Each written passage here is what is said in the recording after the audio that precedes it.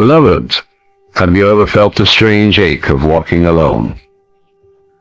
Have you noticed seasons when voices around you fade, doors close, and you are left in a silence that feels heavy with mystery? You wonder, why this separation? Why this loneliness? Why this path that only my feet seem to walk? What if I told you this is not rejection, not abandonment, not a curse, but the very handwriting of heaven upon your life? What if I told you that the loneliness you fear is the sacred classroom of the chosen, where the infinite whispers secrets too delicate for the noise of the crowd? The truth is simple, yet profound. Divine isolation is preparation, not rejection. Divine isolation is preparation, not rejection. When the chosen soul experiences the hand of heaven, leading them into solitude, the first thought that often invades the mind is, have I been rejected? Have I been abandoned? Have I been forsaken? But this is a distortion of truth. Divine isolation is never an act of rejection. It is always an act of preparation. The Eternal does not discard vessels. He refines them. He does not break chosen ones to leave them shattered. He molds them into greater forms, suitable for the higher calling. Consider the law of nature. Before a seed can break forth into a tree, it must be buried in darkness, sealed beneath the soil, cut off from the noise and activity about. To the natural eye, the seed seems to disappear. To the unknowing, it looks as though it has been lost. But in truth, it has only begun the deeper process of preparation. It is being nurtured by unseen forces, watered in silence, and stretched into life by the invisible touch of the sun. So it is with you. Your season of isolation is not burial. It is planting.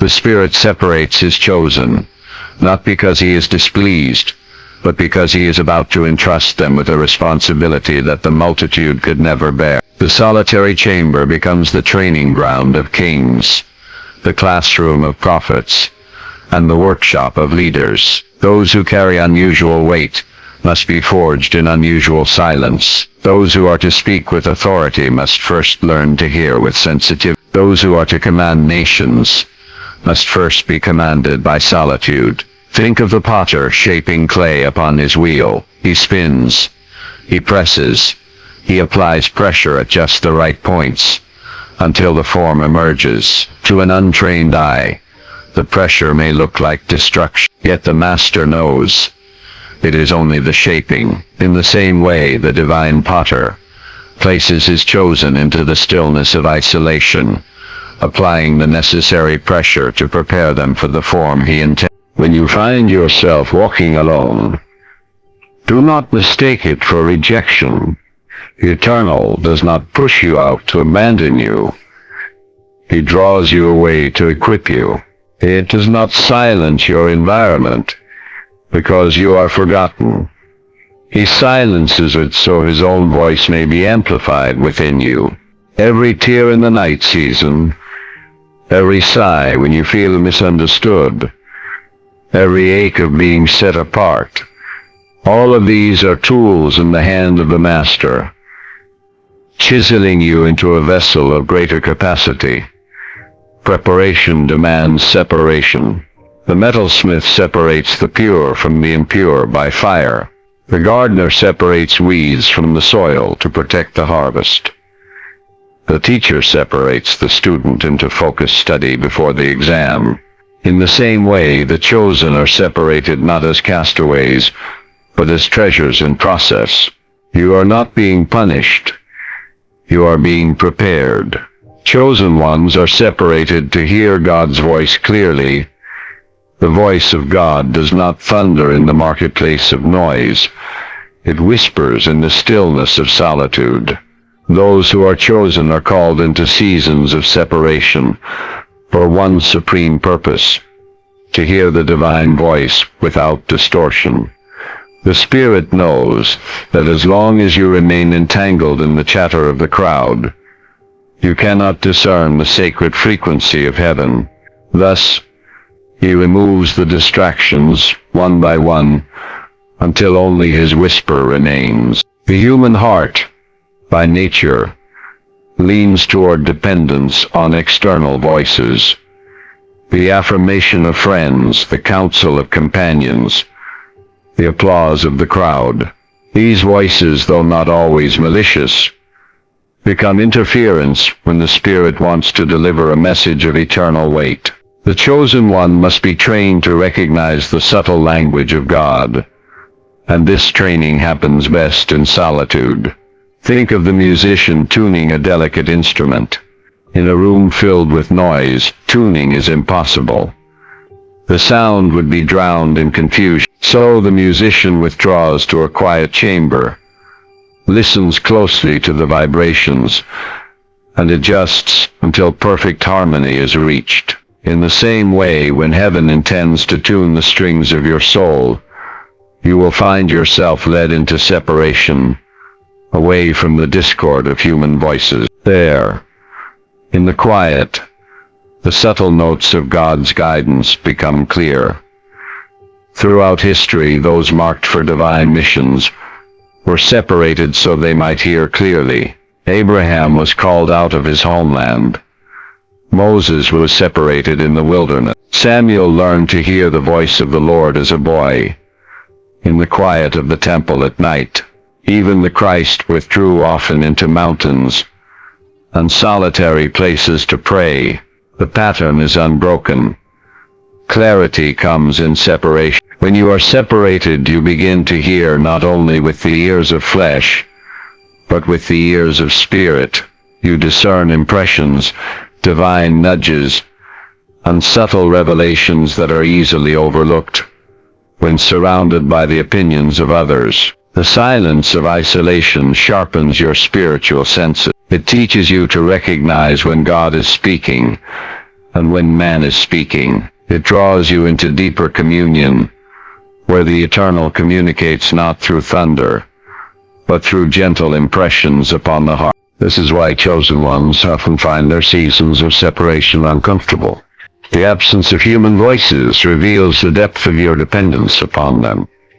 But once you release the need for external validation, you discover the sweet assurance of divine communication. You realize that every silence is an invitation, every loneliness is a call, every empty room is a sanctuary where the infinite waits to speak. The soul that learns to hear God clearly in isolation becomes unshakable in the presence of men. Once you have heard the whisper of heaven, the shouts of the crowd cannot sway you. Once you have received instruction in the secret place, you carry authority in the public place.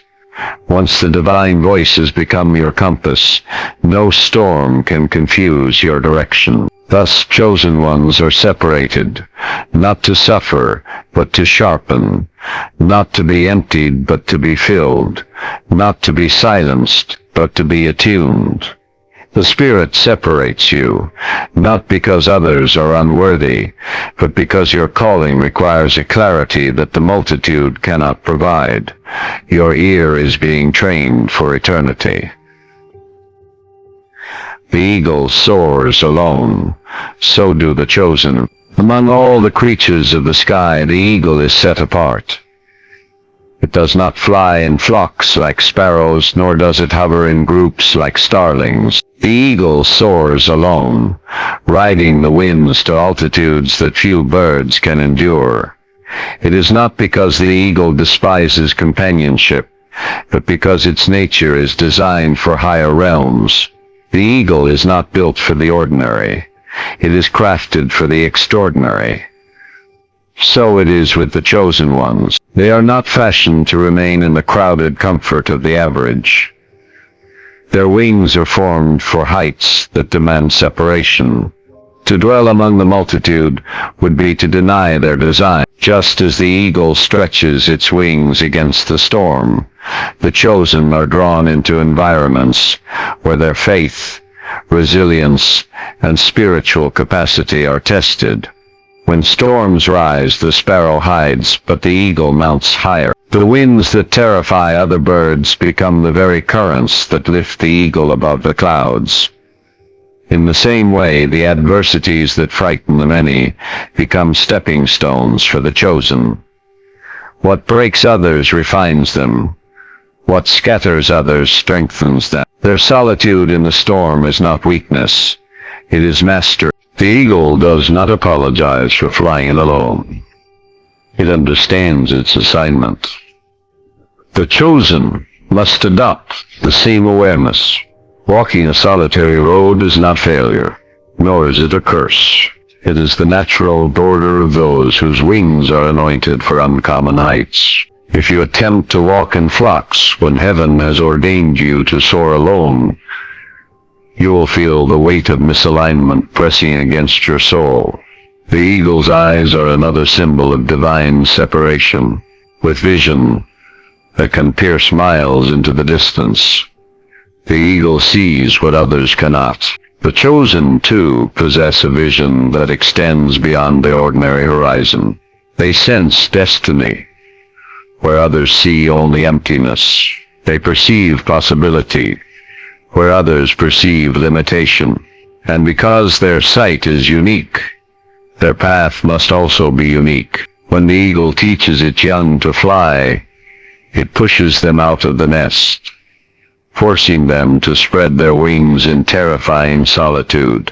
This separation is painful for the eaglet, but essential for its future. So it is when heaven deals with the chosen. There is a holy push, a thrust into aloneness that feels severe but is in fact mercy.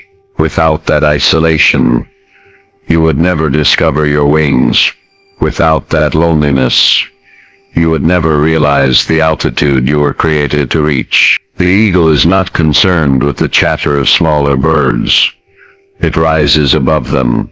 Likewise, the chosen one must learn not to be distracted by the noise of those who do not understand.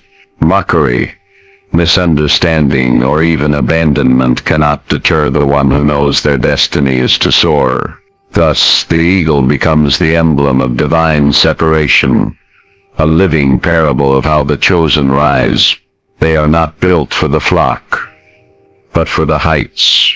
They are not formed for the ordinary, but for the extraordinary. Their wings spread in solitude, and their destiny unfolds in silence. Solitude strips away counterfeit supports. One of the deepest works of divine separation is the removal of counterfeit supports. Humanity, by nature, clings to people, systems, and structures for strength. We lean upon friendships, finances, positions, and reputations as if they were unshakable foundations. Yet the Eternal knows that if these counterfeit supports remain, the chosen will never learn the fullness of his strength. Solitude comes as a sacred chisel that strikes away false pillars. The hand of God gently but firmly removes every crutch until the soul stands stripped, trembling, yet unshaken before him alone. It is in this stripping that the chosen discover that their sufficiency is not of man, but of the Spirit. Consider the tree in autumn. Its leaves, once vibrant and abundant, fall away until only the bare trunk and branches remain. To an onlooker, the tree looks vulnerable, almost lifeless. Yet the stripping is not death. It is preparation for deeper rooting and greater renewal. In the same way, solitude strips the chosen of attachments that are temporary, leaving them bare before God, ready to be rooted more deeply in his life. Counterfeit supports come in many forms. Sometimes it is the approval of people, the subtle addiction to affirmation. Other times, it is reliance upon material wealth, status, or intellectual pride. These props, while they may appear stable, cannot carry the weight of divine assignment. They must be removed, so the chosen may learn to stand upon the eternal foundation alone. When solitude comes, It feels as though everything is being taken. Friends drift away. Opportunities close. Doors that once seemed wide open slam shut. The chosen may cry out, "Why this emptiness?" Yet in truth, heaven is removing what could not be trusted to sustain destiny. For when the hour of calling strikes, flimsy supports will collapse under pressure. Only the eternal can remain. The stripping away of counterfeit supports is also an act of purification. It reveals the hidden motives of the heart. When no audience is present, do you still walk faithfully? When no applause is given, do you still press forward? When no human hand affirms you, do you still know who you are? Solitude answers these questions. It purges false motives and establishes authenticity. The prophet learns in solitude that his voice does not need the echo of men, for it carries the resonance of heaven. The leader learns in solitude that their strength is not in numbers, but in divine backing. The servant learns in solitude that their value is not in recognition, but in obedience. In this stripping, true identity emerges.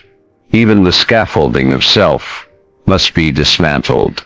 Pride, ego, and self-sufficiency are supports, as fragile as reeds in the wind. The chosen must learn dependence, not on their own wisdom, but on divine guidance. This is why solitude feels like weakness, because the scaffolding of self is collapsing. Yet only when self is dethroned can the spirit be enthroned. Thus, solitude becomes the holy surgery of heaven. It cuts away the unnecessary. It removes the counterfeit. It dismantles the fragile. What remains is a soul anchored not in what can be shaken, but in what is eternal. Misunderstanding is proof of higher vision.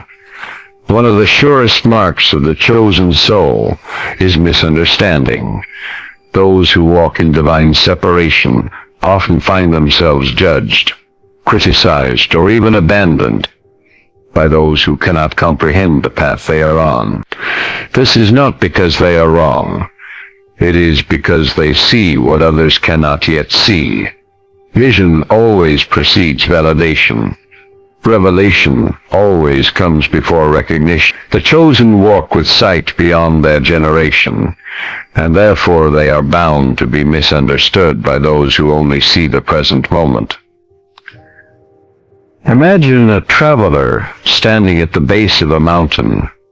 The crowd below sees only the valley, the river, the trees nearby, but the one who climbs higher begins to see distant horizons, hidden lakes, and ranges beyond ranges. When he returns to tell what he has seen, the crowd doubts him, for their eyes have not reached that height. So it is with the chosen. Their solitude grants them vision that the many cannot grasp, and because the multitude cannot perceive what has not yet been revealed to them, they label the chosen as strange, proud, or misguided. The misunderstanding of others is not a signal to doubt your calling. It is the seal of it. If what you carried could be easily understood, it would not be extraordinary. If your vision fit neatly into the minds of the crowd, it would not be divine. The very resistance you face is evidence that you are seeing from a higher place. Prophets were always misunderstood. Joseph, when he shared his dream, was despised even by his brothers. Noah, when he built the ark, was ridiculed by his generation. Jeremiah was mocked for proclaiming what others did not want to hear. Even the Christ himself was rejected by those who should have recognized him first. The misunderstanding was not a sign of error. It was the mark of a higher vision. To be misunderstood is to carry evidence that you are hearing whispers that others cannot yet discern. It is to bear sight of horizons others will not acknowledge until time proves them real. It is to live in a realm where heaven's timetable is ahead of earth's recognition. The chosen must learn to accept this holy misunderstanding, not as rejection, but as confirmation. when you are misunderstood. It tests the purity of your motive. Do you walk for applause? Or do you walk because heaven has called you? If you needed the validation of the multitude, misunderstanding would break you. But if your anchor is in the eternal, misunderstanding only strengthens you. It becomes a furnace that burns away the desire for human approval, leaving only the unshakable pursuit of divine purpose. Thus, misunderstanding is not an obstacle for the chosen. It is the proof that they have been given sight beyond their peers. It is heaven's quiet way of saying, you are walking ahead.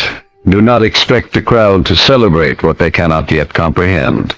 Moses, David, and Elijah all walked alone first. The story of divine isolation is written across the lives of those whom heaven raised to greatness. Before the crown, before the mantle, before the mission, there was always the wilderness of solitude. Moses, David, Elijah, all were separated. All were hidden, all were tested in the silence of being alone, before they emerged as leaders of nations and voices of heaven. Moses, raised in the courts of Pharaoh, thought himself ready to deliver his people. Yet heaven knew otherwise. After his failed attempt to act in his own strength, he was driven into the wilderness for 40 years. He tended sheep in Midian, far from the noise of Egypt. To man, it looked like failure. To God, it was preparation. In the silence of the desert, Moses unlearned the wisdom of Egypt and learned the voice of the Eternal. When the burning bush blazed before him, he was ready not because of his palace training, but because of his wilderness solitude. David, too, was prepared in loneliness. While his brothers stood in the house of Jesse, David was left in the fields, watching sheep. There, under the stars, with only the bleating of lambs and the rustle of lions in the shadows, David learned to worship. He composed psalms in obscurity, fought bears in silence, and cultivated courage in isolation. When the day came to face Goliath, David's strength was not born in the battlefield.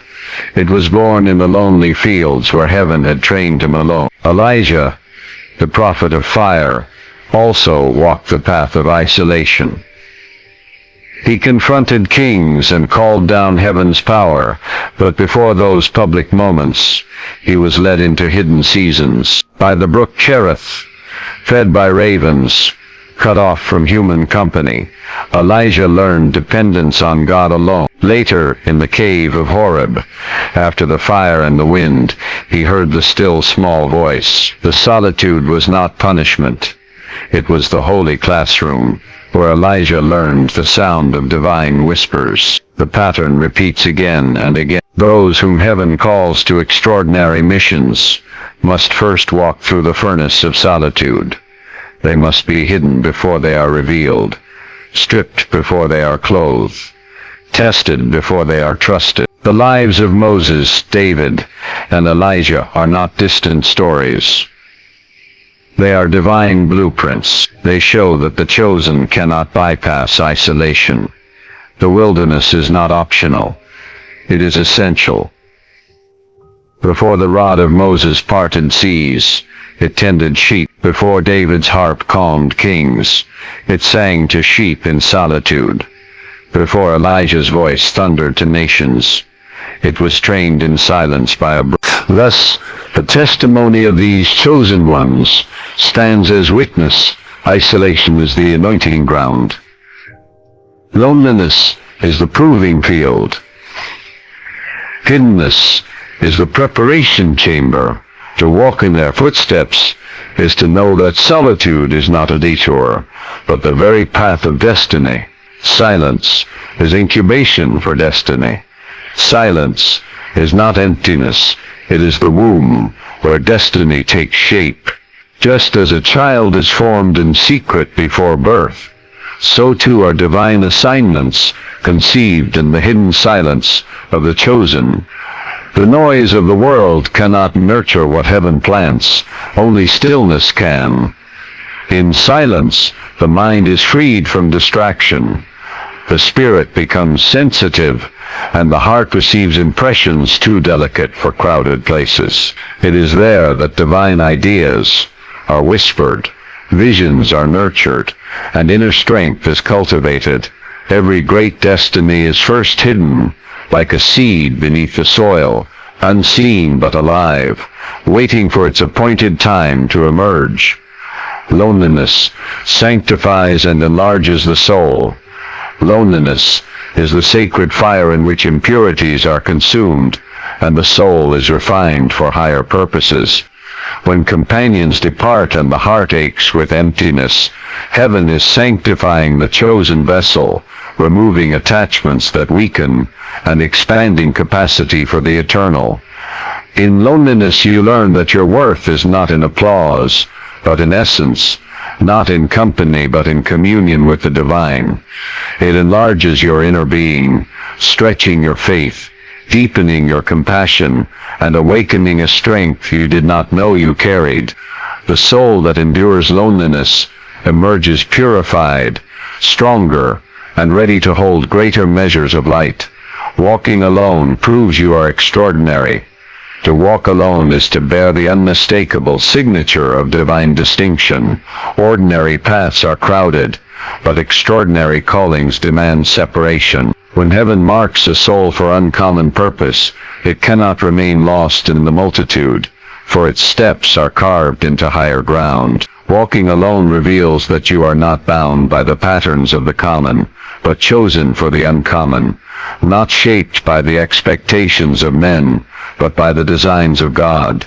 The loneliness you carry is the evidence of your uniqueness, the seal that your journey is not like others. Every solitary step becomes proof that your assignment is not ordinary, but extraordinary. Divine isolation births destiny and glory.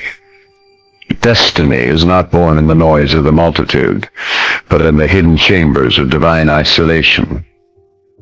When heaven calls you apart, it is midwifing glory within you, shaping you in secrecy before unveiling you in power. The silence becomes a workshop, the loneliness a holy womb where vision takes form and strength is refined. Those who are called into isolation are being prepared for manifestations far greater than their present moment reveals. Glory does not descend on the distracted crowd. It descends on the soul that has been set apart, purified, and prepared through divine separation, until it carries destiny as a living reality. You have walked through the sacred map of the chosen soul, understanding that divine isolation is not punishment, but preparation. That separation is the training ground, where the chosen learn to hear God's voice with clarity. You have seen that like the eagle soaring alone, you too are built for uncommon heights. You have learned that solitude strips away counterfeit supports, that misunderstanding is the seal of higher vision, and that Moses, David, and Elijah all endured lonely paths before glory unfolded. You now know that silence is not emptiness but incubation, that loneliness sanctifies and enlarges your soul, and that walking alone is proof of your extraordinary nature. Finally, you see that divine isolation is the birthing room of destiny and glory. This is the message of transformation we share here on, where every word is meant to awaken you to your higher calling, your hidden strength, and your divine purpose.